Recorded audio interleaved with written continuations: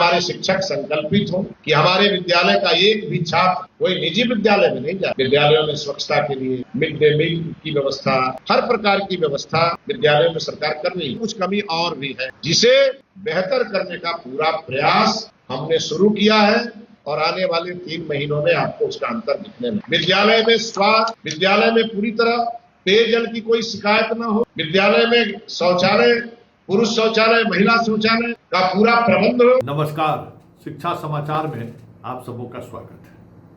और आज हम शिक्षा समाचार में बात शिक्षा मंत्री के उस मिजाज की करने जा रहे हैं जो मिजाज गवई भी है, शहरी भी है, संगठन और पार्टी के कार्यकर्ता का जो एक मिजाज है वो भी है।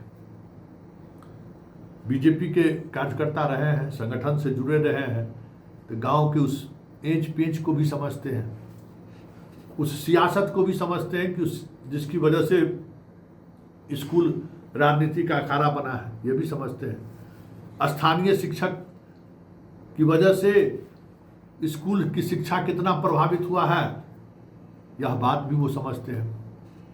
तबादले में क्या खेल हुआ है, एस सिद्धार्थ से लेके सुनील कुमार तक, वो भी समझते हैं। दोनों गोपालगंज के पूर्व और वर्तमान शिक्षा मंत्री हैं, तो गोपालगंज में किस तरीके का खेल हुआ है वो भी समझते हैं। मतलब ये शिक्षा मंत्री ऐसे हैं जिनको सब कुछ समझते भी हैं और सब कुछ महसूस भी करते हैं और किए हुए भी हैं। स्वाभाविक तौर पर पार्टी कार्यकर्ता के रूप में रहे हैं तो गांव की पॉलिटिक्स से लेके, प्रखंड के पॉलिटिक्स से लेके, जिला के पॉलिटिक्स में शिक्षकों की क्या पॉलिटिक्स है इसकी समझ इनको है। इसलिए शिक्षक संगठनों के द्वारा जब इन्हें आमंत्रित किया गया, गोपालगंज के ही लोग इन्होंने आमंत्रित किया अपने कार्यक्रम में, अधिकांश उसमें नियोजित शिक्षक ही थे जिन्होंने सक्षमता परीक्षाएं नहीं दी है।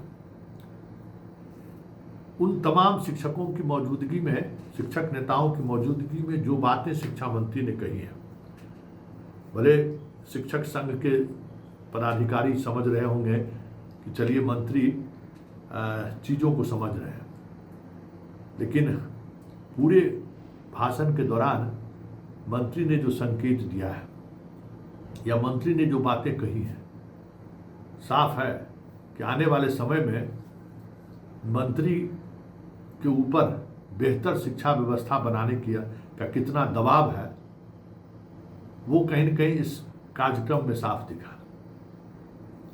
स्कूल में बच्चे नहीं आते हैं, ये सबसे बड़ी समस्या है। स्कूल में जो शिक्षक हैं उनका छात्रों से वो रिश्ता नहीं बन पा रहा है जो रिश्ता पहले छात्र और शिक्षकों के बीच हुआ करता था। इसलिए उन्होंने अपने उस दौर की भी याद की जिस दौर में वो स्कूली शिक्षा ग्रहण कर रहे थे। बोरा से लेके बेंच तक का सफ़र उसने तय किया।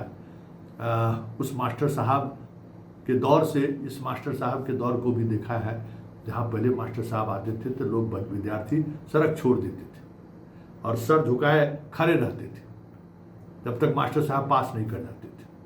उस दौर को भी इसने देखा है और आज के दौर को भी देखा है। तो जरा सुनिए, लगभग 3 मिनट की काम का वो हम स्पीच आपको दिखाने जा रहे हैं जो आप तमाम शिक्षकों के लिए संकेत है कि आने वाले समय में बहुत सारी चीज़ें बदलती हुई आपको दिख जाए तो कोई बड़ी बात नहीं होगी, क्योंकि सरकार बहुत दबाव में है। सरकार के सामने 2 ही एजेंडे हैं, स्वास्थ्य और शिक्षा, जो नीतीश कुमार नहीं कर पाए। और इस सरकार को यह प्रूफ करना है कि शिक्षा और स्वास्थ्य हम बेहतर देने की स्थिति में है, क्योंकि यही 2 इशूज हैं जिसके सहारे वो जनता के दिलों पर राज कर सकते हैं। इसलिए मंत्री जी फैमिलियर होने के बावजूद भी कठोर कार्रवाई से बचेंगे ऐसा मुझे नहीं लगता है। सुनिए क्या कहा मंत्री जी। उसी प्राइमरी स्कूल से मैथमेटिक्स और हिंदी, ये 2 टीचर हमारे ऐसे थे जिन्होंने उस समय पढ़ाया, आज तक कोई गलती हमसे नहीं हुई। हमारे मन में गुरु के प्रति इतना आदर था, मन के अंदर इतना डर था कि सारी तैयारी घर से करके स्कूल जाते थे। स्कूल में तब बेंच नहीं था बैठने के लिए, झोरा और चट्टी लेके हम लोग जाते थे। विद्यालय में स्वच्छता अभियान स्वयं चलाते थे, होड़ मची रहती थी बच्चों में कि हम अपने जाके विद्यालय की साफ सफाई खुद से करें। आज तो सरकार भी इसके लिए आपके साथ खड़ी है। विद्यालयों में स्वच्छता के लिए मिड डे मील की व्यवस्था, हर प्रकार की व्यवस्था विद्यालयों में सरकार कर रही है। मैं मानता हूं कुछ कमी और भी है, जिसे बेहतर करने का पूरा प्रयास हमने शुरू किया है और आने वाले 3 महीनों में आपको उसका अंतर दिखने लगेगा। हर चीज में समय लगता है। Rome was not built in a day, ये सबके ध्यान में होगा। और इसलिए पूरी तरह से आपके समस्याओं का संज्ञान लेते हुए शिक्षा विभाग जितना कर सकता है उतना जरूर करेगा। लेकिन ये सरकार आपकी है, आपके द्वारा चुनी हुई सरकार, आपके आशा आकांक्षाओं के प्रति समर्पित सरकार है। इसलिए सरकार को समय देना भी और सरकार को सहयोग करना भी आपकी भी जिम्मेवारी है। इसीलिए हम साथ साथ चलेंगे। सरकार भी आपके साथ खड़ी होगी, लेकिन हमारे शिक्षक संकल्पित हो कि हमारे विद्यालय का एक भी छात्र कोई निजी विद्यालय में नहीं जाए। हमारे सरकारी स्कूलों का छात्र किसी भी निजी विद्यालय से बेहतर पढ़ करके आगे बढ़ेगा, इसका संकल्प हमें आप सभी लोगों से चाहिए। मैं निजी विद्यालयों के खिलाफ नहीं हूं, क्योंकि उसके माध्यम से भी उनको रोजगार मिलता है।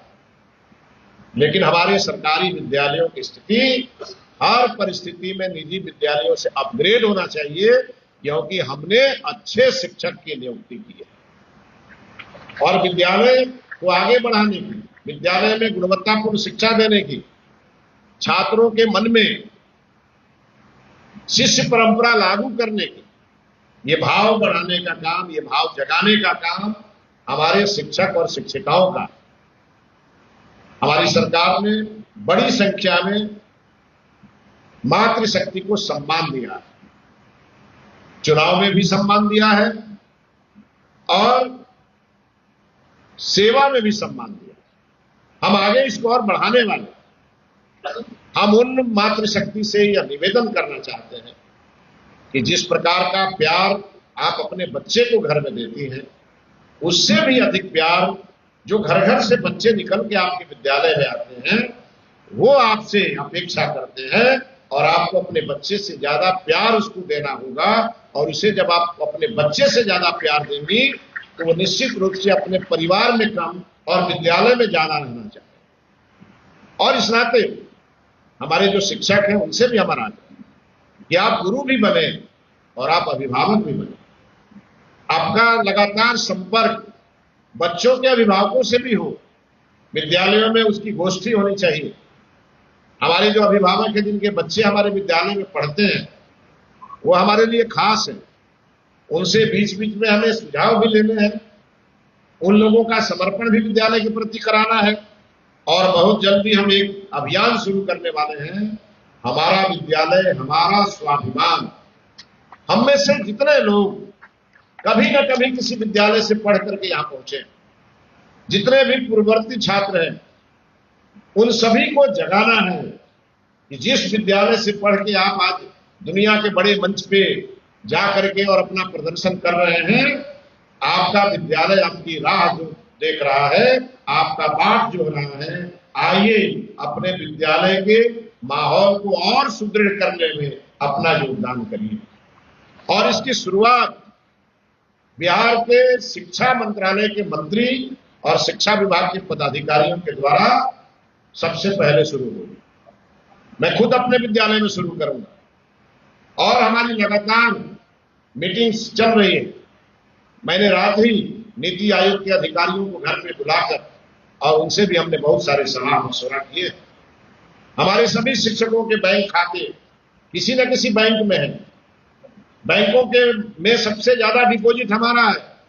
हम बहुत जल्दी सभी बैंकों की मीटिंग बुला करके और उनसे कहने वाले हैं कि आप CSR के माध्यम से हमारे विद्यालयों की स्थिति को ठीक करिए, उसको और अधिक बेहतर बनाइए। विद्यालय में स्वास्थ्य, विद्यालय में पूरी तरह पेयजल की कोई शिकायत न हो, विद्यालय में शौचालय पुरुष शौचालय, महिला शौचालय का पूरा प्रबंध हो, इस पे हमारा सबसे अधिक जोर रहने वाला है।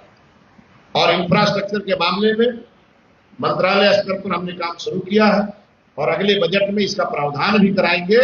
इंफ्रास्ट्रक्चर के मामले में हमारे विद्यालय और अधिक सुदृढ़ हो, इस पर हम काम करने वाले। तो आपने सुना मंत्री जी ने क्या कहा, कहां से कहां तक का सफर इन्होंने महसूस किया और वो क्या चाहते हैं।